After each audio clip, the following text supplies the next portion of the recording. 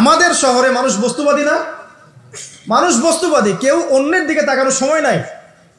এটা বোঝার জন্য আপনাকে ফ্লাইওভার উঠতে হবে। ফ্লাইওভার উঠে দাঁড়িয়ে থাকেন, দেখেন মানুষ ছুটছে নিজের চরকায় তেল দেওয়ার জন্য, কারো দিকে তাকানোর সময় নাই। এই সকাল থেকে শুরু হয়, রাত একদম 3টা-4টা পর্যন্ত এটা চলছে, সারাদিন 24/7। উদ্দেশ্য কি? দুনিয়া। অল্প কিছু মানুষের বাইরে আছে যাদের উদ্দেশ্য আখেরাত, বেশিরভাগের উদ্দেশ্য কি? দুনিয়া, বাড়ি গাড়ি, টাকা, জমি জমা, স্ট্যাটাস, দ্যাটস অল। মানে মানুষের এই কনসেপ্টটাকে বলা হয় মেটেরিয়ালিজম। কি বলে? মেটেরিয়ালিজম মানে বস্তুবাদিতা। কি বলে? কথা বলেন। বস্তুবাদিতা। এই বস্তুবাদী সভ্যতা কারা ছিল? ওই যে পশ্চিমারা, ইউরোপিয়ান সিভিলাইজেশন, এরা সবাইকে বস্তুবাদিতা শিখিয়েছে। মুমিনের চিন্তা থাকে পরকাল কেন্দ্রিক, যে কাজে পরকালের স্বার্থ আছে আমি সেই কাজ করব, যেই কাজে পরকালের স্বার্থ নয় আমি করব না। এটা মুমিনের চিন্তা। আর কাফের মুশরিক বেদিন ফাসেক মুনাফিকদের চিন্তা হচ্ছে যেখানে দুনিয়ার স্বার্থ ওখানে থাকবো, দুনিয়ার স্বার্থ নাই থাকবো না। এই যে দুনিয়ার স্বার্থে মানুষের সারাটা জীবন ক্ষয় করে দেয়া, এর নাম বস্তুবাদিতা, মেটেরিয়ালিজম বলে এটাকে। যাই হোক, আমাদের শহরের বেশিরভাগ মানুষ কি বস্তুবাদী না? এখন সবাই দেখবেন, আমি বুঝাচ্ছি, আমি যতটা পারছি সহজ করার চেষ্টা করছি। ম্যাক্সিমাম আমাদের শহরের মানুষ এখন বস্তুবাদী। সবার চিন্তা একটাই, দুনিয়া, দুনিয়া আর দুনিয়া। যে দুনিয়া সম্পর্কে নবী সাল্লাল্লাহু আলাইহি ওয়াসাল্লাম বলেছেন, একটু শোনেন। যে মনে করেন এটা একটা মহাসাগর, নবী সাল্লাল্লাহু আলাইহি ওয়াসাল্লাম বলছেন এখানে একটা আঙ্গুল ঢুকিয়ে দাও, দিয়ে বের করো। এই আঙ্গুলে যতটুকু পানি আছে এটা দুনিয়া, আর এই পুরো মহাসাগরে যত পানি আছে এটা পরকাল। একদিন সাহাবীদেরকে নিয়ে নবী যাচ্ছেন সাল্লাল্লাহু আলাইহি ওয়াসাল্লাম, একটা মৃত গাধা বা বকরির বাচ্চা পড়ে আছে, মৃত গাধা বকরির বাচ্চা। সাহাবীদেরকে বলছেন, হে আমার সাহাবীরা, তোমরা কি এই বকরির বাচ্চাটাকে 1 দিরহামের বিনিময়ে কিনতে চাও? কিসের বিনিময়ে? 1 দিরহাম। দিরহাম কি জিনিস সেটা পরে বোঝাবো ইনশাআল্লাহ, ওইগুলো এখন বুঝবেন না। দিরহাম কি জিনিস সেটা পরে বুঝবেন। দিরহাম থাকলে আর রিজার্ভ কমতো না। দিরহাম থাকতো যদি কোনো কান্ট্রি, রিজার্ভ আর কমতো না। রিজার্ভ কমে ডলারের ভিত্তিতে, আর ডলার হচ্ছে এখন সারা ওয়ার্ল্ডের ডমিনেটিং কারেন্সি, ওটাকে হার্ড কারেন্সি বলে। মানে আপনি তেল কিনতে চান, 1 কোটি টাকা ব্রিফকেসে নিয়ে আমাদের আবু ধাবিতে চলে যান, গিয়ে শেখদেরকে বলেন যে আমাকে 1 কোটি টাকার তেল দেন, 1 ফোঁটাও তেল দিবেন আপনাকে, দিবে না। যতক্ষণ আপনি ওই টাকাটাকে ডলারে কনভার্ট করবেন তারপর দিবেন, আপনাকে তখন সুন্দর মতো তেল দিবে। এই dollar petrol, dollar petrol, petrol ছাড়া ডলারের এক্সচেঞ্জ নাই। এটা হচ্ছে পেট্রো ডলার মনিটরিং সিস্টেম। এবং এটা নিয়ে কথা বললে আবার এক শ্রেণীর ভুট্টাওয়ালা শায়েখ আছে, বলবে খারেজি হয়ে গেছে। যাই হোক, এটা একটা জুলুম। কিরকম জুলুম? যে আপনি আপনার ইকোনমিক পুরো ব্যালেন্সটাকে ডলারের মানদণ্ডে যাচাই করতে হবে। আপনি যতই সমৃদ্ধশালী হন না কেন, আপনি ওই হার্ড কারেন্সিকে টেক্কা দিতে পারবেন না। আপনার কাছে গোল্ড আছে, মনে করেন সোনা, এখন সোনাটাকে আপনি যে ভাঙাবেন, ভাঙিয়ে যে মানে কান্ট্রির অন্যান্য ডেভেলপমেন্টের কাজে লাগাবেন, তার জন্য ডলারের সিঁড়ি পার হয়ে যেতে হবে আপনাকে। অথচ এই দিনার এবং দিরহাম রাসূল সাল্লাল্লাহু আলাইহি ওয়াসাল্লামের যুগের কারেন্সি ছিল, দিনার দিরহাম, যার ইন্ট্রিনসিক ভ্যালু বা অন্তর্নিহিত মান কখনো কমে যাবে না। দেখাচ্ছি, দাঁড়ান, আমি এমনি করে কথা বলি না। আসহাবুল কাহফ কত বছর ঘুমিয়েছিলেন বলেন? 309 বছর। 309 বছর। পকেটের মধ্যে কিছু কয়েন ছিল, সোনার আর রূপার কয়েন। এই এলাকা ছেড়ে চলে গেছে, গুহার মধ্যে ঘুমিয়েছে, রাত কাটাবে। আল্লাহ পাক ঘুম পাড়িয়ে রেখেছেন 309 বছর। 309 বছর ঘুম থেকে ওঠার পর তারা বলছে, কেম লাবিস্তুম, তোমরা কতদিন ঘুমিয়েছো? একজন বলছে লাবিস না ইয়াওমান আও বা'দা ইয়াওম, একদিন ঘুমিয়েছি বা একদিনের কিছু অংশ ঘুমিয়েছে। ঠিক আছে, ঘুম থেকে উঠেছে, এখন ক্ষুধার্ত আমরা, যাও এই মুদ্রাগুলো নিয়ে বাজারে যাও, বাজারে গিয়ে দেখো ফালয়ানজুর আইয়ুহা আজকা তুআমা, খেয়াল করে দেখো কোন খাবারটা উত্তম পবিত্র, ওটা নিয়ে আসো। তো 309 বছর একটা মুদ্রা নিয়ে ঘুমানোর পরেও মুদ্রার মান কমে যায়নি। ওই টাকা দিয়ে ঠিকই রুটি কেনা গেছে। মানে আপনি আপনার কারেন্সিগুলো নিয়ে 309 বছর ঘুমানো লাগবে না, আপনি 10 বছর ঘুমান। 10 লাখ টাকা নিয়ে 10 বছর ঘুমান। 10 লাখ টাকার মান যদি 9 লাখ টাকায় না নেমে আনছে, তাহলে আমি নাম বদলাই ফেলাবো না। এখন 1 লাখ, দাঁড়ান, ঠিক বলেন না, দাঁড়ান, বোঝেন আগে। এখন এই যে 1 লাখ টাকার মানটা হারালেন আপনি, 1 লাখ টাকার মানটা আপনি হারিয়ে ফেললেন, তো ওই 1 লাখ টাকা আর্ন করার জন্য আপনাকে শ্রম দিতে হয়নি, আপনার মাথার ঘাম পায়ে ফেলতে হয়েছে না? তাহলে আপনার শ্রমটা গেল কোথায়? তাহলে কেউ আপনার শ্রমটা লুটে পুটে খেয়ে ফেললো। যেহেতু আপনার কারেন্সির মানটা ডলার বেসড, এই কারণে ওই মনিটরিং সিস্টেম যারা চালায় ওরা আপনার এভাবে করে শ্রমটাকে সিজ করে ফেলে দেবে। আর আমি যদি আপনাকে আমার ফার্মে কাজ করাই, কাজ করিয়ে সারাদিন কাজ করানোর পরে আপনাকে কোনো পারিশ্রমিক না দেই, শ্রমের কোনো মূল্য না দেই, আপনি আমাকে জালেম বলবেন না? বলবেন কি না? ঠিক এই কারণে আমরা বলছি এই মনিটরিং সিস্টেমটাই জুলুম। আর নবীজি বলছে দিনারের কথা বলছেন, দিরহামের কথা বলছেন। এটা যদি আপনার পকেটে থাকতো 309 বছর কেন 1000 বছর পর উঠলে ওটার মান সেটাই থাকবে, কমতো না। এই হলো ইসলামিক কারেন্সি। এটা নিয়ে কথা বললে আবার এক শ্রেণীর ঘুমটাওয়ালা শায়েখ আছে, কিছু সত্য কথা ওরা হজম করতে পারে না। তখন দেখা যায় যে একটা ফতোয়া দিবে, এ খারেজি হয়ে গেছে, ফাইজলামি পাইছে আর কি। কে খারেজি একটু বলে নেই। খারেজি আকিদাটা কি আসলে? খারেজি আকিদা হচ্ছে কোনো ব্যক্তি যদি অন্য কোনো মুসলমানকে যদি কবিরা গুনাহ করার কারণে কাফের মনে করে। কথা বোঝেন? আপনি সুদ খেয়েছেন বা ঘুষ খেয়েছেন বা জেনা করেছেন, এগুলো কবিরা গুনাহ। এখন আমি যদি বলি যে সুদ ঘুষ জেনা করার কারণে আপনি কাফের হয়ে গেছেন, আপনাকে হত্যা করা জায়েজ, তাহলে আমি খারেজি। বুঝতে পারছেন কথা? কিন্তু আমি কি কখনো এরকম কোনো কথা বলেছি? এই যে মনিটরিং সিস্টেম নিয়ে কথা বললাম, এর সাথে কবিরা গুনার কি সম্পর্ক আর খাওয়ারিজমের কি সম্পর্ক? আবার কোনো কোনো ক্ষেত্রে দেখা যায় যে পলিটিক্যাল সমালোচনা করলে খারাজি টাইটেল দিয়ে দিবে। ওই যে বললাম আমাদের শেখদের কাছে যান, মিডল ইস্টের, গিয়ে আপনি দেন, টাকা দেন, তেল দিবে না, ডলার না দিলে বলবে এই যে এন্টি মিডল ইস্ট কথা বলেছে, অতএব সে খারিজ হয়ে গেছে। আর আমি আপনাকে একটা এক্সাম্পল দিই, শোনেন, বোঝেন কথাগুলো, বোঝেন। ইয়াজিদের নাম শুনেছেন? ইয়াজিদ ভালো শাসক ছিল না খারাপ শাসক ছিল? তার আমলে হুসাইন রাদিয়াল্লাহু আনহু শাহাদাতের ঘটনা ঘটেছে, হাররার যুদ্ধ ঘটেছে, সে মদিনা আক্রমণ করেছে, মক্কাও আক্রমণ করেছিল, ম্যাসাকার করেছে। বহু সাহাবী তার এই শাসন মেনে নেয় নাই। তার মধ্যে একজন হচ্ছে আব্দুল্লাহ বিন জুবায়ের রাদিয়াল্লাহু আনহু, জুবায়ের ইবনে আওয়াম রাদিয়াল্লাহু আনহুর ছেলে। তার অনুসারী অনেক সাহাবী ছিলেন। আর আমাকে বলেন, ইয়াজিদ যখন মক্কা মদিনা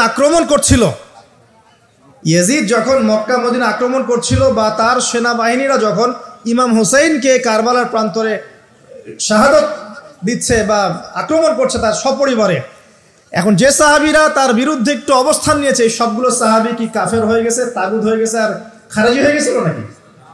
তারা কি ইয়াজিদের অন্যায়ের প্রতিবাদ করার কারণে খারেজি হয়ে গেছিল নাকি? তো পলিটিক্যাল সমালোচনার সাথে খাওয়ারিজমের কোনো সম্পর্ক নেই। কিন্তু এরা এটাকে একটা সুকৌশলে মুসলিম উম্মার যুবকদের মধ্য থেকে সত্য কথা বলার মানসিকতাকে কেড়ে নিয়েছে, সত্যকে উপস্থাপন করার মানসিকতাকে দমিয়ে দেওয়ার জন্য একটা খারেজি ফতোয়া শুরু করে দিয়েছে। এখন যেখানে সেখানে যা ইচ্ছা বলবেন, খারেজি ফতোয়া দেবেন। যাই হোক, ওদিকে যাচ্ছি না, আমি মূল জায়গায় আসি। দেখুন, আমরা রাসূলের হাদিস থেকে জানছি দুনিয়ার মূল্য এতটুকু। তুমি কি এই বকরির বাচ্চাটাকে 1 দিরহামের বিনিময়ে কিনবা?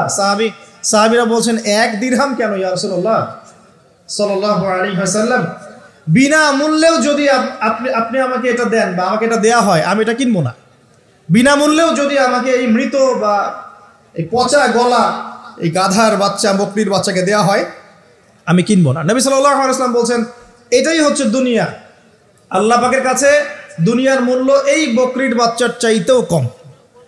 তো এখন আমরা যারা বস্তুবাদিতায় লিপ্ত আছি, দুনিয়ার এই যে ফিকির, সারাদিন দুনিয়ার ফিকির মানুষকে এমনভাবে পেয়ে বসে না, মানুষ দুনিয়ার আলাপ ছাড়া কোনো কথাই বলতে চায় না। দেখবেন একজন আলেমের কাছে বসবেন, সে আপনাকে কোরআনের কথা বলবে, হাদিসের কথা বলবে। একজন দুনিয়াদার মানুষের পাশে বসবেন, 1 ঘন্টা বসে থাকলেও একটা কোরআনের কথা বলবে না, আর হাদিসের কথা মুখ থেকে বের হবে না। আর তার মাথাটা ফাংশন হয়ে গেছে দুনিয়া দিয়ে। ঠিক আছে, সে যদি ড্রাইভার হয়, সারাদিন গাড়ির পেঁচাল পারবে, গাড়ি এইটা, গাড়ি ওইটা এমন, গাড়ি ওইটা এমন। সে যদি ইকোনমিক সেক্টরের মানুষের বলবে এই যে ব্যবসা এমন, এই ব্যবসা এমন, ওই ব্যবসা এমন। সুদী মহাজন হয়, বলবে এই এখানে সুদ দিলে এত হবে, এখানে দিলে এত হবে। আর পলিটিক্স যদি করে, তাহলে সারাদিন পলিটিক্যাল আলাপ করবে। দুনিয়ার সেক্টরে যারা পটু আর কি, দুনিয়ার ফাংশনটা মাথায় এমনভাবে ইনস্টল করা থাকে যে এটা ছাড়া অন্য কোনো কথা তার মুখ থেকে বের হবে। নবী সাল্লাল্লাহু আলাইহি ওয়াসাল্লাম দুনিয়াকে এত তুচ্ছ করেছেন। এখন আমি আপনাকে বোঝাচ্ছিলাম যে দাসী তার মনিবকে জন্ম দিবে, এর অর্থ একটা এই যে পিতামাতার সাথে এখন দাসীর মতো আচরণ করা হবে। সেটা কি হচ্ছে না বলেন? এটা যারা পিতামাতা হয়েছেন, বার্ধক্যে চলে গেছেন, তারা খুব ভালো করে জানেন যেই সন্তানের জন্য সারাটা জীবন তারা মাথার ঘাম পায়ে ফেললেন, এই সন্তান তার খোঁজ খবর পর্যন্ত নেয় না। এখন ব্রিটেন, অক্সফোর্ড, হার্ভার্ড থেকে পড়ে আসছে, ঢাকা বিশ্ববিদ্যালয় থেকে বড় বড় ডিগ্রি নিয়ে আসছে, তার বাবা এখন থাকে বৃদ্ধাশ্রমে। জাহাঙ্গীরনগর ইউনিভার্সিটির একজন প্রফেসর, তিনি বৃদ্ধাশ্রমে আছেন। একটা ভিডিও দেখলাম তার, তিনি বলছেন যে আমি আমার পরিবারের জন্য কি না করেছি, আজকে আমি এত বড় প্রফেসর হওয়ার পরে আমার শেষ জীবনটা এখানে কাটছে। মাঝে মাঝে এগুলো দেখলে মনে হয়, মনটা চায় যে আমরাও কিছু বৃদ্ধাশ্রম করি, যাদেরকে আল্লাহ পাক তৌফিক দিয়েছেন আপনারা করবেন। যদিও ইসলামে বৃদ্ধাশ্রমের কোনো জায়গা নাই, মায়ের পায়ের নিচেই সন্তানের বেহেশত, কিন্তু এখন পরিবেশ এত খারাপ যে কিছু কিছু বৃদ্ধাশ্রমের দরকার হয়ে পড়েছে। জাতীয় একটা দৈনিক পত্রিকা দেখলাম, তারা বলছে যে এখন বৃদ্ধাশ্রম সময়ের দাবি হয়ে গেছে, বৃদ্ধাশ্রম এখন সময়ের দাবি হয়ে গেছে। আপনাদের সামর্থ্য থাকলে আপনারা করবেন। শেষ জীবনটা যেন আমাদের এই বার্ধক্যে উপনীত হওয়া মায়েরা এবং বাবারা তারা যেন আল্লাহর ইবাদত করে কাটাতে পারে, এমন একটা পরিবেশ তৈরি করে দিবেন।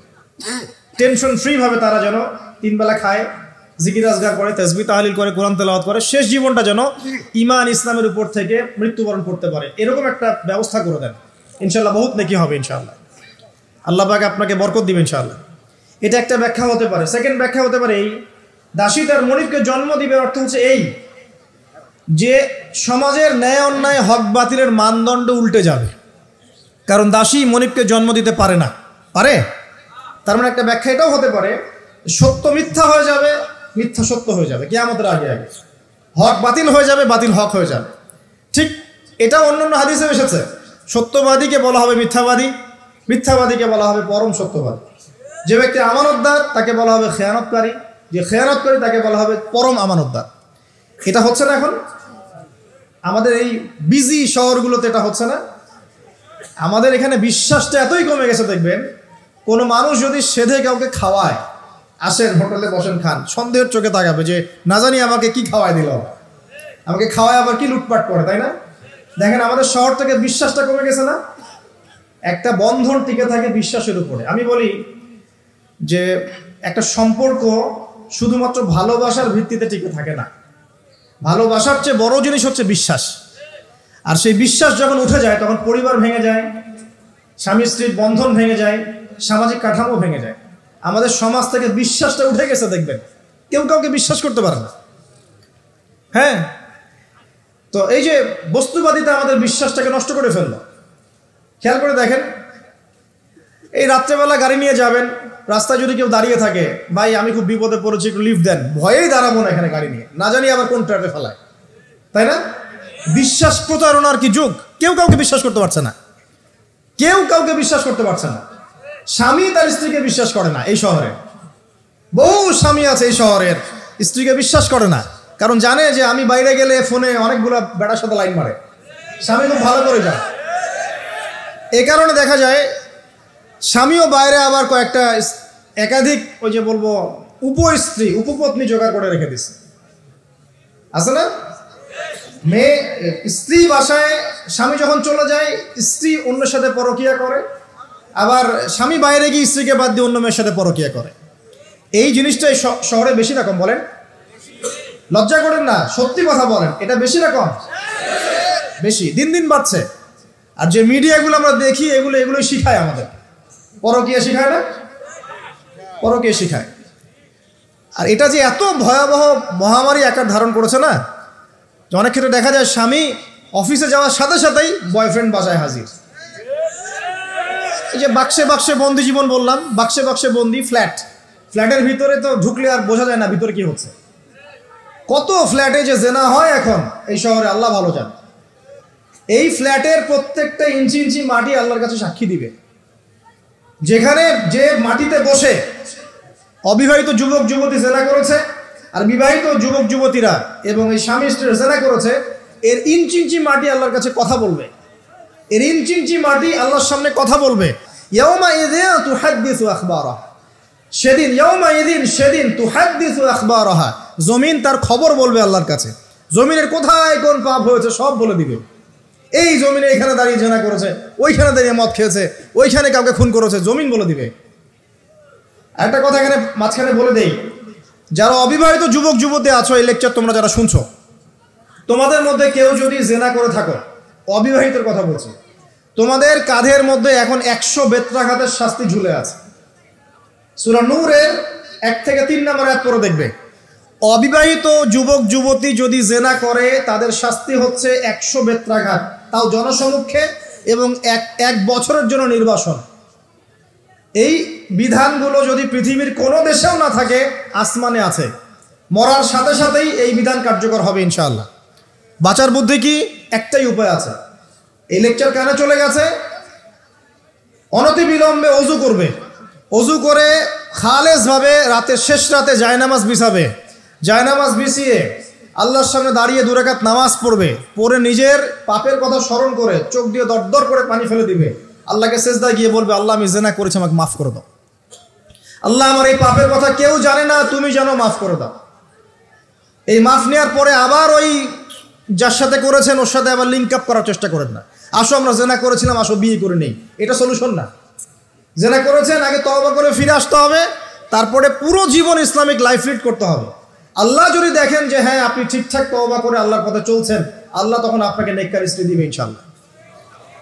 এই এই এই একমাত্র রাস্তা যুবকদের জন্য এবং যুবতীদের জন্যও। যুবকরা না হলে পার পেয়ে যেতে পারে, কারণ ছেলে মানুষের ইজ্জত তো সহজে যায় না, গোপন হয়ে গেছে, কেউ জানে না, আল্লাহ মাফ করে দিয়েছেন, সে হয়তো পার পেয়ে গেল। কিন্তু এই যে মেয়ে, তুমি যে 8-10টা ছেলের সাথে জেনা করেছো, তোমার ইজ্জতের কি হবে? তোমার যে সতীত্ব তুমি নষ্ট করেছো, তুমি তো বিয়ের পর কোনো ঘরে গেলে সে হাজবেন্ডও বুঝতে পারবে তুমি আর সতী সাধী নও। তখন তোমার কি হবে? আল্লাহর কাছে ক্ষমা চান, ইস্তেগফার করেন।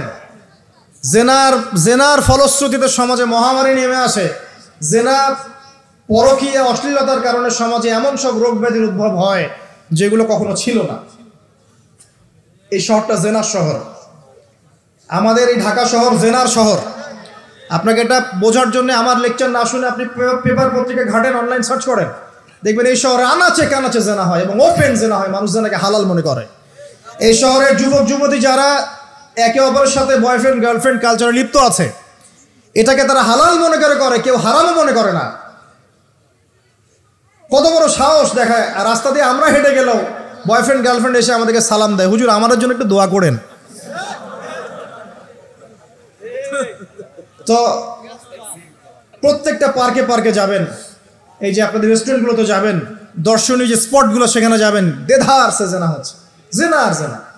আমি এই যুগের কথাই বলছি। নবী সাল্লাল্লাহু আলাইহি ওয়াসাল্লাম বলছেন, আমাদের নবী বলছেন, আমার উম্মতের একটা অংশ, সবাই না, আমার উম্মতের একটা অংশ অবশ্যই জেনাকে হালাল করে নেবে, অবশ্যই মদকে হালাল করে নেবে, মদ পান করবে কিন্তু মদের নাম অন্য দিবে, এবং তারা গান বাজনা বাদ্যযন্ত্র নর্তকীদেরকে হালাল মনে করে নিবে। নবী সাল্লাল্লাহু আলাইহি ওয়াসাল্লাম বলেছেন, যখন সমাজে এরকম পাপ বাড়ে তখন সমাজে এমন সব রোগ ব্যাধি আসে যা আগে কখনো ছিল না। এবং এদের ব্যাপারে নবীজি বলেছেন, একদিন সকালবেলা আল্লাহ পাক এদেরকে বানর এবং শুয়োর বানিয়ে দিবেন। কিয়ামতের আগে এই ঘটনাও ঘটবে, বিকৃত হবে, ভূমিধস, ভূমিকম্প, ভূমিধস এবং আকৃতির বিকৃতি, এগুলো আযাব আসবে আল্লাহর পক্ষ থেকে, এই জেনা, এই ব্যভিচার, এই পরকীয়া, নোংরামি, অশ্লীলতার কারণে। ঘরে ঘরে এগুলা বয়ফ্রেন্ড গার্লফ্রেন্ড কালচার, কেউ মনে করে না জেনা এগুলা হারাম, কেউ মনে করে না যে আমার এই যে সহপাঠী আমার গায়রে মাহরাম, এই গায়রে মাহরাম শব্দটাই নাই। কাজিন, চাচাতো বোন, মামাতো বোন, খালাতো বোন, এই যে কাজিন, এরা জেনা করছে।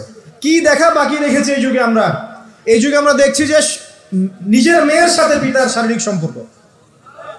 পেপার পত্রিকা পড়েন, একটু অনলাইন ঘাটেন, দেখেন কোন যুগে আছেন আপনি। সমাজের ন্যায় অন্যায় হক বাতিলের মানদণ্ডই উল্টে যাবে। মানুষ ন্যায়কে অন্যায় মনে করবে, অন্যায়গুলোকে ন্যায় মনে করে নিবে। কোনো মানদণ্ড নাই। আমাদের শহরের এই অবস্থা, শান্তিতে কিভাবে ঘুমাবেন আপনি?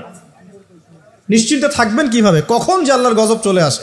কোরআনে একটা আয়াত আছে, যখন আল্লাহ পাকের গজব আসবে তখন শুধু জালেমদের উপর খাস করে আসবে না। আলেমদেরকে জিজ্ঞাসা করেন, আলেম ওলামাদেরকে জিজ্ঞাসা করেন, যখন আল্লাহর গজব আসবে জালেমদের উপরে শুধু খাস ভাবে আসবে না, সবার উপরে আসবে। তা আমি খুব ভালো মানুষ, ওয়াজ করছি, নসিহত করছি, পার পেয়ে যাবে এমন ভাবার সুযোগই নাই। আপনাকে আপনার সাধ্য মতো অন্যায়ের প্রতিবাদ করার চেষ্টা করতে হবে। লাতা'মুরুন্না বিল মা'রুফ, নবীজি বলছেন অবশ্যই তোমরা সৎ কাজের আদেশ করো। ওয়ালা তানহাউনা আনিল মুনকার, অবশ্যই অসৎ কাজে নিষেধ করো। আও লা ইউশিকান্নাল্লাহু আন ইয়াবআসা আলাইকুম ইকাবাম মিন, অন্যথায় আমি আশঙ্কা করি তোমাদের উপর আল্লাহর পক্ষ থেকে বিশাল গজব আসবে। সুম্মা তাদউনাহু, এরপর তোমরা সবাই আল্লাহর কাছে দোয়া করবে, আল্লাহ গজব সরিয়ে দাও সরিয়ে দাও। লা ইউস্তাজাবু দুআকুম, তোমাদের দোয়া কবুল করা হবে না।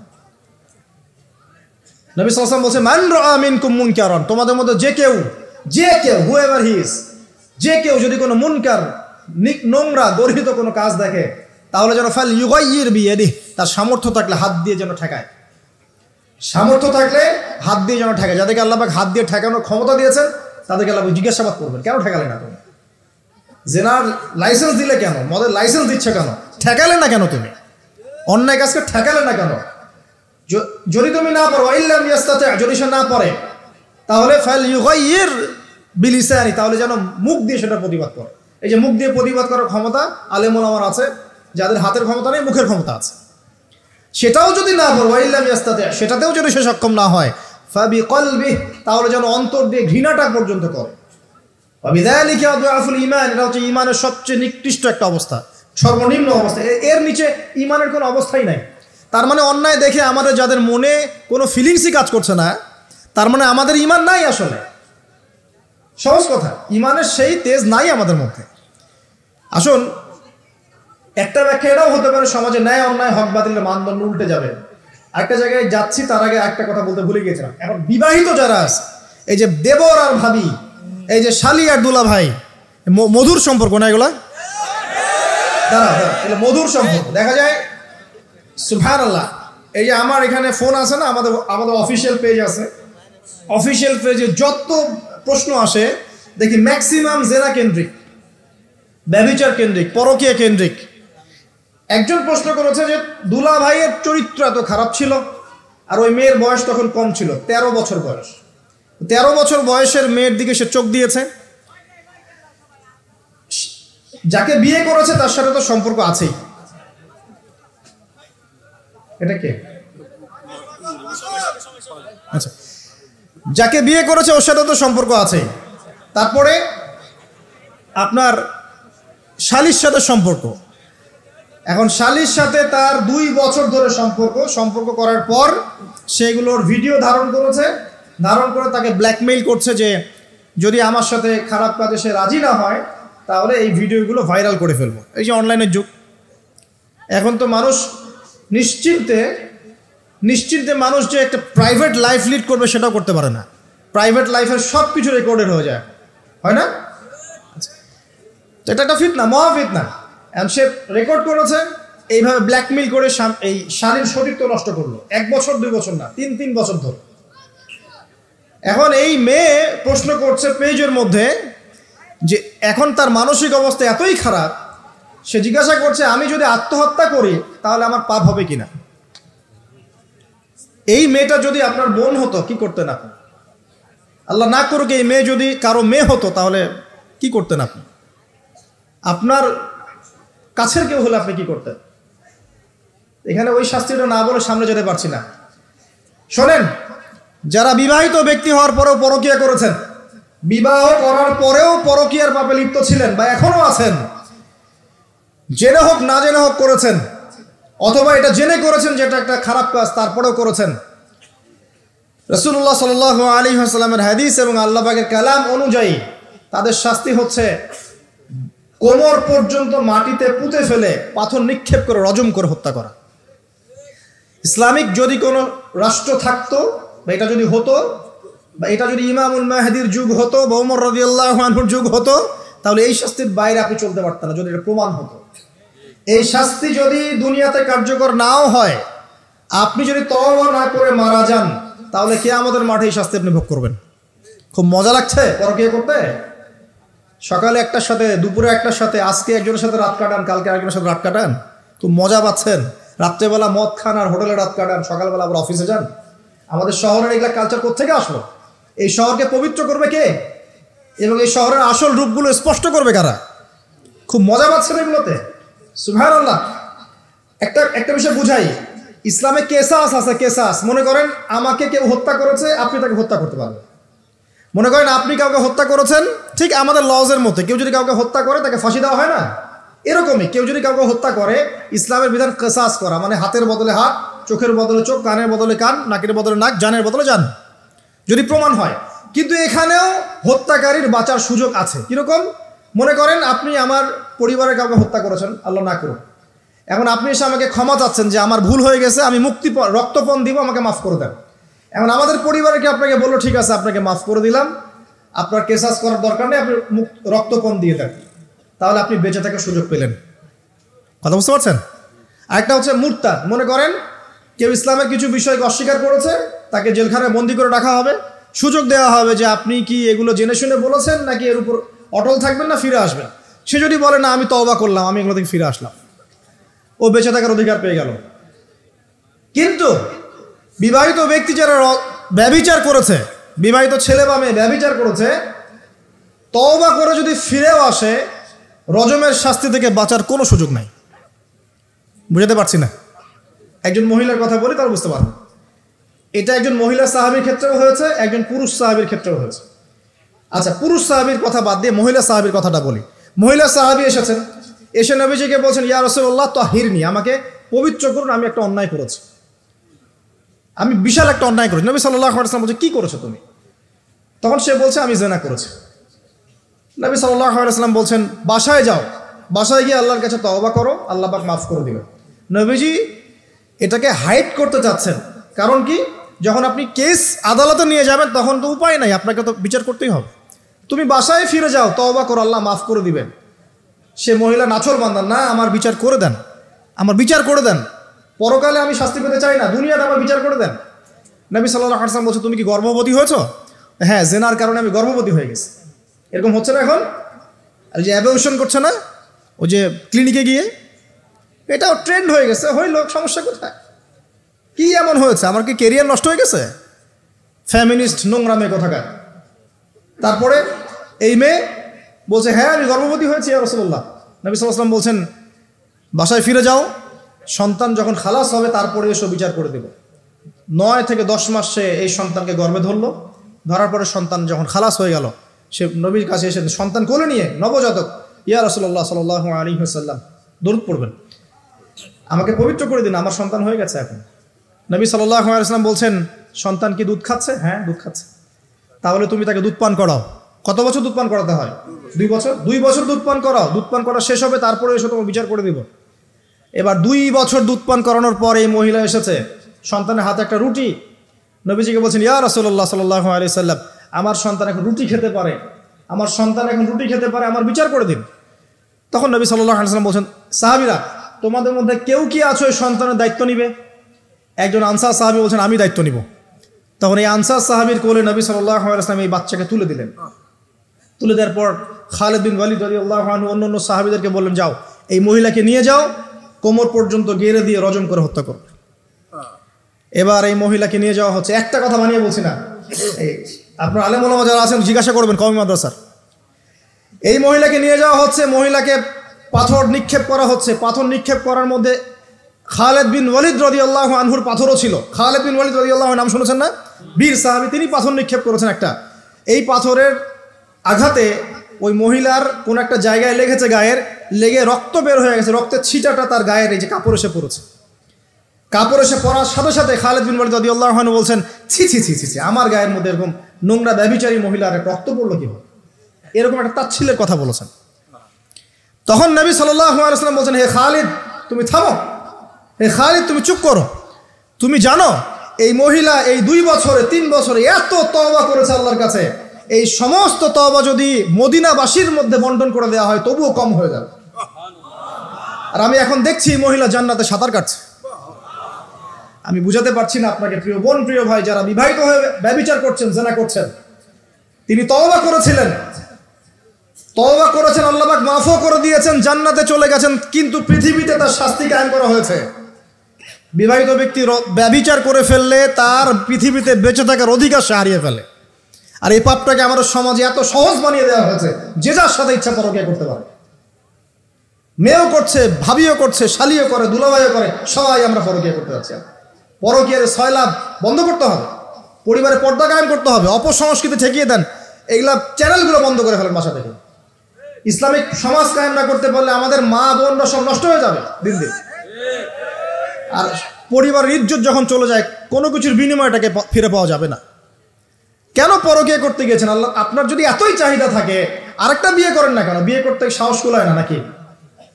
বিয়ে করলে যে স্ত্রীকে নিয়ে সূর্যের আলোতে ঘুরতে হয়, ওই জন্য ইঁদুরের মতো রাতের বেলা অন্ধকারে আপনি থাকতে চান, সিংহের মতো সকালবেলা সূর্যের আলোতে স্নান করতে পারেন না। কথা বুঝতে পারেন না? বিয়ে করলে স্ত্রীকে নিয়ে পুরুষের মতো, সুপুরুষের মতো সূর্যের আলোকে আপনি হাঁটবেন রাস্তায়, কাউকে ভয় করবেন? আপনার মতো কোনো ভয় কাজ করবে না। আর এখন আপনি ইঁদুরের মতো রাতের অন্ধকারে রাত কাটান অন্য মেয়ের ঘরে গিয়ে। এই শহরের এই মহামারীগুলো বন্ধ করতে হবে। আমি এই শহরের একজন শুভাকাঙ্ক্ষী বাসিন্দা, আমি এখানকার।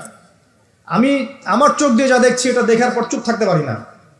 আমরা সব জায়গায় জানা দেখছি, আর মাদক দ্রব্য দেখছি, আর পরকীয়া দেখছি। পর্নোগ্রাফির তো শেষ নাই, প্রত্যেকের ফোনে ফোনে পর্নোগ্রাফি, এভরিবডি। দেখবেন অনেক সময় মাদ্রাসার শিক্ষকের দ্বারা ছাত্র বালাৎকার হচ্ছে, হয়নি? সম্ভব কিভাবে? কারণ ওই শিক্ষক পর্নোগ্রাফির আসক্ত ছিল। আপনি চেক করে দেখেন, পর্নোগ্রাফির আসক্ত হওয়ার ফলে সে হিতাহিত জ্ঞান হারিয়ে ফেলেছে। সে বাচ্চা, ছেলে বাচ্চা না মেয়ে বাচ্চা, কিছু দেখার সময় নেই। ওই প্রবৃত্তির জানোয়ারের যে স্বভাবটা সে আর দমন করতে পারছে না। পর্নোগ্রাফি, মাদক আর ব্যভিচার, জেনা, ফ্রি মিক্সিং অবাধে আমাদের শহরে। বস্তুবাদী তো আছেই। তো এটাকে আখিরুজ্জামানের শহর বলবো নাকি আউয়ালুজ্জামানের শহর বলবো নাকি? শুধু এই শহরের সমস্যা এটা নয়, প্রত্যেক বড় বড় শহরেই সমস্যা। ইভেন এগুলো এখন গ্রামে পর্যন্ত চলে গেছে। এগুলো গ্রামেও চলে গেছে, গ্রামে আরো বেশি আছে। দেখবেন শহরের ছেলেরা তো জিন্স আর টি শার্ট পরা মেয়েদেরকে দেখে অভ্যস্ত না, এরা না একটু কন্ট্রোল করতে পারে। আর যখন একটা গ্রামের ছেলে পর্নোগ্রাফি দেখবে, সে তো আর নিজেকে কন্ট্রোল করতে পারে না। বুঝতে পারছেন না? আমাদের শপিং মলগুলোতে গেলে আমরা দেখি টি শার্ট আর গেঞ্জি পরা মেয়ে ঘুরছে, তাই না? এটা দেখতে দেখতে অভ্যস্ত আমরা, এই জন্য আমরা কন্ট্রোল করতে পারি কিছুটা হলেও, তাই না ছেলেরা? কিন্তু গ্রামের ছেলে মেয়ে যারা, তারা কিন্তু পর্ন দেখলে আর কন্ট্রোল করতে পারে না। দেখুন গ্রামে ধর্ষণ দিন দিন বাড়ছে, ডে বাই ডে বাই। এই সমস্যাগুলো বড় বড় প্রত্যেক বিগ সিটিজ অ্যান্ড টাউনে এই সমস্যা, একই সমস্যা। এর ছড়ালো কারা? ওই পশ্চিমাদের থেকে এই সমস্ত বিশ্বে এগুলো ছড়িয়ে গেছে। এর এমন একটা সভ্যতা যারা প্রত্যেকটা পাপকে গ্লোবালাইজেশন করে দিয়েছে। সুদ খেয়েছে, সারা বিশ্বে ছড়িয়ে দিয়েছে। মদ খেয়েছে, সারা বিশ্বে ছড়িয়ে দিয়েছে। জেনা করেছে, সারা বিশ্বে ছড়িয়ে দিয়েছে। ফ্যামিলিস্ট রেভলিউশন সারা বিশ্বে ছড়িয়ে দিয়েছে। ব্যাংকিং, সুদভিত্তিক ব্যাংকিং সিস্টেম সারা বিশ্বে ছড়িয়ে দিয়েছে। প্রত্যেকটা সমস্যা দেখবেন ওখান থেকে সারা বিশ্বে ছড়িয়ে গেছে। আর আমরা মনে করি ওরাই নাকি মানবতার মুক্তির পথ দেখাবে। সুবহানাল্লাহ। ওরা তো ছেলে ছেলে বিয়ে করে। যে সম্প্রদায় ছেলে ছেলে বিয়ে করে, ও আমাকে ভালো মন্দ শিখাবে? ওখানে তো একটা প্রত্যেক 10 সেকেন্ডে একটা করে মেয়ে রেপ হয় আফ্রিকান কন্টিনেন্টে। জার্মানির, আমি পর্নোগ্রাফির একটা লেকচার দিয়েছি, দেখবেন নীল দর্পণ, ওখানে সব ডিটেলস দিয়েছে। জার্মানি, ব্রিটেন বলেন, আমেরিকা বলেন, এই প্রত্যেকটা কান্ট্রির মধ্যে প্রত্যেক মিনিটেই একটা করে মেয়ে ধর্ষণের শিকার হচ্ছে। ওরা আমাকে শিখাবে নারীর স্বাধীনতা অধিকার? আমার কাছে কোরআন এবং সুন্নাহ আছে, রাসূল আছেন, আমার কাছে আল্লাহ আছেন। এগুলোকে বাদ দিয়ে তোমার কথা শুনতে হবে আমাকে? এরা আমাদেরকে বাঁচাবে না, বরং এরা সারা বিশ্বে ইয়াজুজ মাজুজের মতো ফিতনার ফাসাদ সৃষ্টি করে ফেলছে। আসুন, একটা ব্যাখ্যায় অনেক কথা হয়ে গেল। আল্লাহর ওয়াস্তে যুবক যুবতী যারা আছো, লেকচার যদি কানে যাবে, আজকেই জেনা থেকে তওবা করতে হবে। জেনার ধার কাছে যাওয়া যাবে। হালালভাবে বিয়ে করো। যদি তোমার খুব যৌন চাহিদা থাকে, তোমার অনেক চাহিদা, তোমার অনেক সম্পত্তি আছে, ব্যালেন্স করতে পারো, একাধিক বিয়ে করো, কি সমস্যা? পরকীয়া করতে যাচ্ছেন কি জন্য? করবেন না। আর হালাল উপার্জনের সোর্স হয়ে গেছে, অবিবাহিত থাকার দরকার নাই, বিয়ে করে ফেলেন। বিয়ে আপনার জীবনটাকে সুশৃঙ্খলতা নিয়ে আসবে।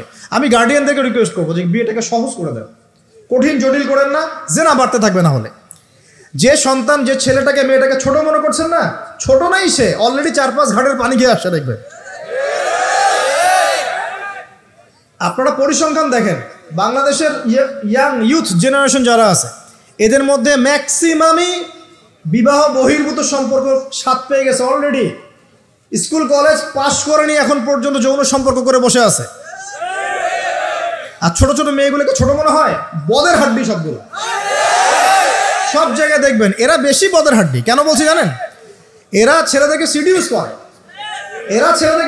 করে, ভালো মেয়ে কোথায় খুঁজে পাবেন এখন? খুব রেয়ার, খুবই ডিফিকাল্ট। বিয়েটাকে সহজ করেন, জেনাটাকে বন্ধ করেন, পরকীয়া রাস্তা বন্ধ করেন। এগুলো শাস্তি দুনিয়াতে না পেলেও পরকালে পেতে হবে। কিন্তু রাসূলুল্লাহ সাল্লাল্লাহু আলাইহি ওয়াসাল্লাম মেরাজের রাতে গিয়ে দেখে এসেছেন যে একটা চুলা দেখেছেন, চুলা তন্দুর চুলার মতো, নিচের দিকটা ফাঁপা, উপরের দিকটা সরু, আগুন জ্বলছে দাউ দাউ করে, এক শ্রেণীর মানুষকে পোড়ানো হচ্ছে। আগুন যখন ফ্লো বাড়ছে, মানুষ উপরে আসছে, ফ্লো কমছে, নিচে নামছে, এভাবে আর কি। রাসূলুল্লাহ সাল্লাল্লাহু আলাইহি ওয়াসাল্লাম জিজ্ঞাসা করলেন, ইয়া জিবরিল, এরা কারা? জিবরাইল আলাইহিস সালাম বলছে, এরা আপনার উম্মতের সেই সব ব্যক্তি যারা জেনার পাপে লিপ্ত ছিল এবং তাদের এই আযাব থেকে এত দুর্গন্ধ বের হচ্ছে কল্পনা করতে পারবেন না। আরেক শ্রেণীর লোককে দেখেছেন, সামনে এই যে ভালো গোশত, পাশে খারাপ পচা গোশত, বসে বসে পচা গোশত খাচ্ছে, ভালো গোশত খাচ্ছে না, শাস্তি হচ্ছে কবরে, বারজাখের জগতে। নবী জিজ্ঞাসা করছেন, এরা কারা? জিবরাইল আলাইহিস সালাম বলছে, এরা হচ্ছে আপনার উম্মতের সেই সব ব্যক্তি যাদের ঘরে পবিত্র স্বামী ছিল, পবিত্র স্ত্রী ছিল, তাদের সাথে সন্তুষ্ট না থেকে তারা পরকিয়া করেছে। আল্লাহ পাক আমাদের শহরটাকে হেফাজত করুন। আমি এখানে একটাই সলিউশন, ইসলামিক অনুশাসন, আদারওয়াইজ অন্য কোনো সলিউশন নাই। কতক্ষণ ভালো থাকবেন আপনি? চতুর্দিক থেকে আপনাকে জেনায় উদ্যুক্ত করা হচ্ছে। আপনি অনলাইনে ঢোকেন, এই যে ফোনটা নেন, ফেসবুকে ঢোকেন, ইউটিউবে ঢোকেন, খালি জেনা আর জেনা। মানে জেনাটাকে এমনভাবে দেখানো হয় যে কি যে মজার একটা বিষয়, কি যে মজা একটা, অথচ জানেন জেনার মধ্যে যার্রা পরিমাণ কোনো সুখ নাই। আপনি হালালভাবে বিয়ে করেন, আপনি যে সুখটা পাবেন, আপনি শত শত জেনা করলে সেই সুখ পাবেন না। এটাকে দেখানো হয়, এই যে পর্নোগ্রাফি যা দেখায় সবই ভুয়ার বানোয়ার, এটা টোটালি বানোয়ার জিনিস। শুটিং আছে না, শুটিং, ওই যে নায়ক নায়িকা নাচানাচি করে, শ্যুট করে না, ঠিক সেমভাবে এটাকে শ্যুট করা হয়। এগুলো শুটিং জাস্ট, আর কিছু না। তো কেন ছড়িয়ে দেওয়া হলো? কারণ মুসলিমদের ইমান, তাদের তাকওয়া, তাদের কলবের যে নূর, এটাকে নষ্ট করার জন্য। কারণ মুসলিম যুবকরা যদি ইসলামের আলোয় উদ্ভাসিত হয়, তাদেরকে ঠেকানো এত সহজ নয়। তাদের দ্বারা ইনশাআল্লাহ দেশ, জাতি এবং উম্মার খেদমত হবে। এই কারণে তারা সুকৌশল এটা করেছে। আসেন, অনেক লম্বা না করে আমি ফিনিশিংয়ের দিকে টানছি এখন এদিক থেকে। দ্বিতীয় ব্যাখ্যা এটা হতে পারে যে সমাজে ন্যায় অন্যায়, হক বাতিলের মানদণ্ডই কি হবে? উল্টে যাবে। উল্টে গেছে কিনা? মানুষ এখন মিথ্যাবাদীকে সত্যবাদী মনে করে কিনা? এবং ওয়ার্ল্ডে যত বড় বড় মিথ্যা নিউজগুলো হয়, সবাই এগুলোকে সত্য মনে করে না। আর সত্য নিউজগুলোকে মানুষ মিথ্যা মনে করে। আমানতদার একটা ব্যক্তি বলে যে চরম খেয়ানতকারী ব্যক্তি বলে আমানতদার। যার চরিত্র দেখবেন সবচেয়ে খারাপ, ওকে বলছে একেবারে কি চরিত্র, মহান চরিত্র অধিকারী। আর সবচেয়ে উন্নত চরিত্র অধিকারী নবী সাল্লাল্লাহু আলাইহি ওয়াসাল্লামকে মানুষ গালি দেয়, তাই না? তো দেখেন, মানদণ্ড উল্টে গেছে। আরেকটা ব্যাখ্যা বলছি এই হাদিসের শব্দটার, আনতালি দালামাতু রাব্বাতুহা। হ্যাঁ, সত্যি সত্যি দাসী মনিবকে জন্ম দিতে পারে, এটা বোঝার জন্য এই যুগটাই সবচেয়ে উৎকৃষ্ট। কিভাবে জন্ম দিতে পারে দেখুন, একটু মনোযোগ দেন। ফ্যামিনিস্ট রেভলিউশনের কারণে বহু মেয়ে বাইরের সভ্যতা, যারা এইসব কান্ট্রিতে না, বাইরের কান্ট্রিগুলোতে বাচ্চা কাচ্চা নেওয়ার সময় পায় না। ফ্যামিলিস্ট রেভলিউশনের কারণে বহু মেয়ে বাচ্চা কাচ্চা নেওয়ার সময় পায় না। বাচ্চা নিবে কিভাবে? এখন সন্তান তো দরকার। তখন কি করে? মধ্যবিত্ত, নিম্ন মধ্যবিত্ত কান্ট্রিগুলো থেকে কিছু মেয়েকে হায়ার করা হয়। তাদের যে গর্ভটা, এটাকে হায়ার করা হয়, যে তোমার গর্ভে আমার স্পার্ম ইনজেক্ট করা হবে এবং 9 মাস সেখানে সন্তানটা হবে। তারপর সন্তান জন্ম দিয়ে তুমি তোমার অনারিয়াম নিয়ে চলে যাবে। মনে করেন, বুঝাচ্ছি, মনে করেন আমেরিকার একটা কাপল, ওদের তো মেয়েদের বাচ্চা কাচ্চা নেওয়ার সময় নাই। তো প্রোগ্রেস, এগিয়ে যাওয়া, ইজ্জতও থাকে না, 10-15 বছরের মধ্যেই সারা জীবন এভাবেই তারা চলে। 10টা-20টা জেনা হয়, এগুলো কোনো বিষয় না। ডিভোর্স তো সকালে বিয়ে হলে বিকেলে ডিভোর্স হয়, বাচ্চা কাচ্চা নেওয়ার ফুরসত নাই। এখন আমেরিকান এক মেয়ে ধরেন, এক ছেলে ধরেন, একটা শ্রীলঙ্কার কোনো মেয়ের গর্ভ ভাড়া করেছে। এখন গর্ভের সন্তান হলো, সন্তান জন্ম দেওয়ার পরে এই সন্তানটা নিয়ে তাকে তার অনারিয়াম দেওয়া হচ্ছে $10,000-20,000 ডলার নিয়ে সে বাচ্চাটা দিয়ে দিল। এই যে বাচ্চাটা যে হলো, এই বাচ্চাটা হচ্ছে মনিবের, আর এই মেয়েটা হচ্ছে এখানে দাসী। এই যে দাসী তার মনিবকে জন্ম দিল কি দিল না? বুঝতে পারছেন না কথা মনে হয়? এই ব্যাখ্যাটা আজকে থেকে 30-40 বছর আগেও করা যেত না, এখন 30-40 বছরের মধ্যেই ব্যাখ্যাটা করা যায়। ইসলাম এভাবেই চিরপ্রাচীন, চির নতুন, চির আধুনিক। কথা বুঝতে পারছেন? অতএব এটা একটা আলামত নবীজি বলেছেন যে দাসী তার মনিবকে জন্ম দিবে। আরেকটা আলামত বলেছেন, এটা ব্যাখ্যা করে আমি শেষ করছি। দেখুন কোন হাদিসের কথা বলছি। ওই যে ব্যক্তি আসলো সাদা কাপড় পরে, 4টা প্রশ্ন করলো, তার মধ্যে শেষ প্রশ্ন হচ্ছে কিয়ামত কবে হবে? নবীজি বলছেন আমি তো জানি না, কারণ এক্স্যাক্টলি কোন ডেটা হবে আমরা কেউ জানি না। প্রশ্নকারী উত্তরদাতার জ্ঞান সমান। আলামত বলে দেন, প্রথম আলামত বললেন এটা। সেকেন্ড আলামত কি বলছেন, খুব ভালো করে শুনুন। দ্বিতীয় আলামত বলছেন ওয়ান তারাল, যখন তুমি দেখবে ওয়ান তারাল হুফাতাল উরাতাল আলাতা রিয়াশাই ইয়াতাতাওয়ালুনা ফিল বুনিয়ান, এরকম 5টা শব্দ। যখন তুমি দেখবে সমাজের সবচেয়ে নিম্ন শ্রেণীর, বিনা কাপড়ের, বিনা জুতার, মানে কাপড় কেনার টাকা নাই, জুতা পরার টাকা নাই, নগ্ন পদের, নগ্ন দেখে, রিয়াশাই মানে হচ্ছে রাখাল শ্রেণীর মানুষ, এই শ্রেণীর মানুষরা যখন ইয়াতাতাওয়ালুনা ফিল বুনিয়ান, উঁচু উঁচু অট্টালিকা নির্মাণের প্রতিযোগিতা করবে, তখন তুমি কিয়ামতের অপেক্ষা করতে থাকবে। জীবনের শেষের দিকের হাদিসে মাত্র 2টো আলামত, তার মধ্যে ওই একটা ব্যাখ্যা করলাম, আর এই যে একটা। এখন আপনি বলেন, বিগত 200 বছর আগের বিশ্বের দিকে তাকিয়ে দেখবেন, বড় বড় শহরগুলোতে উঁচু উঁচু বিল্ডিং নির্মাণের প্রতিযোগিতা ছিল কি না? ছিল কি না? এই ব্রিটিশ পিরিয়ডেও কি ছিল কি না? পাকিস্তান পিরিয়ডেও ছিল কি না? লাস্ট 50-100 বছর আপনি দেখবেন যে উঁচু উঁচু বিল্ডিং নির্মাণের একটা প্রতিযোগিতা চলছে, কে কার চেয়ে উঁচু করতে পারে।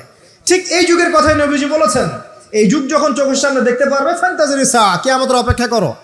যখন আমরা উপর থেকে ল্যান্ড করি শহরে, আমরা দেখি যে ইয়াতাতাওয়ালুনা ফিল বুনিয়ান, এই উঁচু উঁচু অট্টালিকা নির্মাণের প্রতিযোগিতা চলছে বাক্সে বাক্সে বন্দি জীবনে। তো কিভাবে সম্ভব? প্রশ্ন এখন একটা আপনার কাছে আমার, কিভাবে সম্ভব? সমাজের সবচেয়ে নিম্ন শ্রেণীর মানুষ, রাখাল শ্রেণীর মানুষ, গায়ে কাপড় নাই, স্যান্ডেল নাই, কিভাবে পড়বে সে? উত্তর দেন না, কিভাবে সম্ভব? উত্তর 2টো। এক, সুদের মধ্য দিয়ে সম্ভব। সুদের মধ্য দিয়ে সম্ভব সবচেয়ে দরিদ্র মানুষের বিল্ডিং নির্মাণের প্রতিযোগিতা সম্ভব। সেকেন্ডটা হচ্ছে অন্যের সম্পদ আত্মসাৎ এবং করাপশন, এর মধ্য দিয়ে সম্ভব এটা করা। এবং এই জিনিসগুলোও শেষ জামানার আলামত। শেষ জামানার সুদ র্যাপিডলি বাড়তে থাকবে। একটা ব্যক্তি খুঁজে পাওয়া যাবে না মনে হয় যার গায়ে সুদের ছিটাফোঁটা গিয়ে লাগবে না। এই যে আমি বসে আছি, মনে করছেন আমি সুদ খাই না, বা আপনি খাচ্ছেন না, আপনি না খেলেও, প্রত্যক্ষভাবে না খেলেও পরোক্ষভাবে ঠিকই খাচ্ছে। আর না খেলেও আপনার গায়ে সুদের ছিটাফোঁটা গিয়ে লাগছেই। এমন কোনো কান্ট্রি পৃথিবীতে নাই যেটা টোটালি সুদমুক্ত হতে পারবে এখন। IMF এর আন্ডারে আর ওয়ার্ল্ড ব্যাংকের আন্ডারে কোনো কান্ট্রি পারবে না। আপনি যাই নিতে যান, চড়া সুদের লোন দিতে হবে, আর এই লোন আমাদের পকেট থেকে শোধ করতে হবে। অতএব প্রত্যক্ষভাবে না খেলেও পরোক্ষভাবে আপনি খাচ্ছেন। হয় খাচ্ছেন, না হয় দিচ্ছেন, না হলে সাক্ষী থাকছেন, না হলে লিখে রাখছেন, কিছু একটা করছেন। এটা সেই জামানা। আর কি? করাপশন, অন্যের সম্পদ আত্মসাতের এই যে একটা প্রতিযোগিতা চলছে আমাদের অন্যায়ভাবে, এর মধ্য দিয়ে সম্ভব এই নিচু শ্রেণীর মানুষের অট্টালিকা নির্মাণের প্রতিযোগিতা। প্রিয় ভাইয়েরা, রাত অনেক গভীর হয়েছে, আর দীর্ঘ লম্বা করছি না, একটু কনক্লুশনের দিকে আসি, একটু মনোযোগ দেন। দেখুন, আলামাতুস সাআ নিয়ে পড়াশোনা করুন, পাশাপাশি কোরআন হাদিস পড়বেন অবশ্যই, এর পাশাপাশি ইকোনমিক্স পড়েন, ওয়ার্ল্ড অ্যাফেয়ার্স বোঝেন, হিস্ট্রি পড়েন। এগুলোকে কম্বাইন্ড করে আপনি দেখবেন যে আপনার বাহ্যিক চোখ, অভ্যন্তরীণ চোখ খুলে যাবে ইনশাআল্লাহ। তো আপনি বুঝতে পারবেন যে এখনকার সময় আর 100 বছর আগের সময় সেম না। এখন বহু কিছু দেখা যাচ্ছে যেগুলো আগে দেখা যেত না। আর আমরা আমাদের শহরটাকে যদি বাঁচাতে চাই, তাহলে আমাদের এই জেনার মহামারী থেকে বের হতে হবে, মাদকের মহামারী থেকে বের হতে হবে, সুদের মহামারী থেকে বের হতে হবে, অবিশ্বাস প্রতারণার এই যুগ থেকে বের হতে হবে, ব্যভিচারের যুগ থেকে বের হতে হবে। আমাদের পারিবারিক মূল্যবোধগুলো ঠিক করতে হবে, সবাইকে কোরআন সুন্নাহর জ্ঞানে জ্ঞানী হওয়ার চেষ্টা করতে হবে। বস্তুবাদিতা, দুনিয়ার মোহ থেকে আগে বের হতে হবে, দুনিয়ার মোহ থেকে বের হতে হবে। দুনিয়ার মোহটা থেকে বের হলেই সব ঠিক হয়ে যাবে ইনশাআল্লাহ। কবর, পরকাল, আখেরাত, এগুলো চিন্তা ফিকির সবসময় থাকলেই বের হতে পারবেন ইনশাআল্লাহ। শিয়ানা ধার্মিক হওয়ার দরকার নাই। ধর্ম খুব ভালো বুঝি, দুনিয়াটা আগে বুঝি, ধর্ম পরে বুঝি, প্রয়োজন নাই। এটা শিয়ানা ধার্মিক। আগে দুনিয়ার স্বার্থ ঠিক বুঝবে, তারপর পরকাল। নো, আগে পরকাল বুঝবো, তারপর দুনিয়া। যে কাজে পরকালীন স্বার্থ নাই আমি নাই, যে কাজে পরকালীন স্বার্থ আছে আমরা আছি ইনশাআল্লাহ। প্রত্যেক মুসলিম যুবক যুবতী, তরুণ তরুণী এবং আমাদের শ্রদ্ধেয় বড়রা যারা আছেন, সকলের প্রতি একটা আমার প্রাণ ভরা একটা নসিহাত যে আমাদের সবাইকে আগে জ্ঞান অর্জন করতে হবে, চর্চা বাড়াতে হবে, পাশাপাশি আধ্যাত্মিকত্ব অর্জন করতে হবে, ইহসান দরকার, ইমানের আলো দরকার, ইসলামের পরিপূর্ণতা দরকার, আংশিক না, পরিপূর্ণ ইসলাম দরকার। উদখুলু ফিস-সিলমি কাফা, পরিপূর্ণরূপে। নৈতিকতার অবক্ষয় হয়েছে, এটাকে ঠিক করতে হবে। আমাদের যুবক সমাজকে মাদকের মহামারী থেকে বের করতে হবে। ওদের জন্য রিজিকের সোর্সগুলো বাড়াতে হবে। উদ্যোক্তা হয়ে যান, পড়াশোনা করে উদ্যোক্তা হয়ে যান, ব্যবসা করেন, ব্যবসায় অগ্রগামী হন, প্রয়োজনে কৃষিভিত্তিক অর্থনীতিতে যান, উদ্যোক্তা হয়ে যান। উপার্জনের সোর্স হয়ে গেছে, বিয়ে করে ফেলেন, পারিবারিক আদর্শ ঠিক করেন। পরিবারে চাল ডাল নাই, পরিবারে পর্দা যেন থাকে। পরিবারে চাল ডাল নাই, পরিবারে পর্দা থাকতে হবে।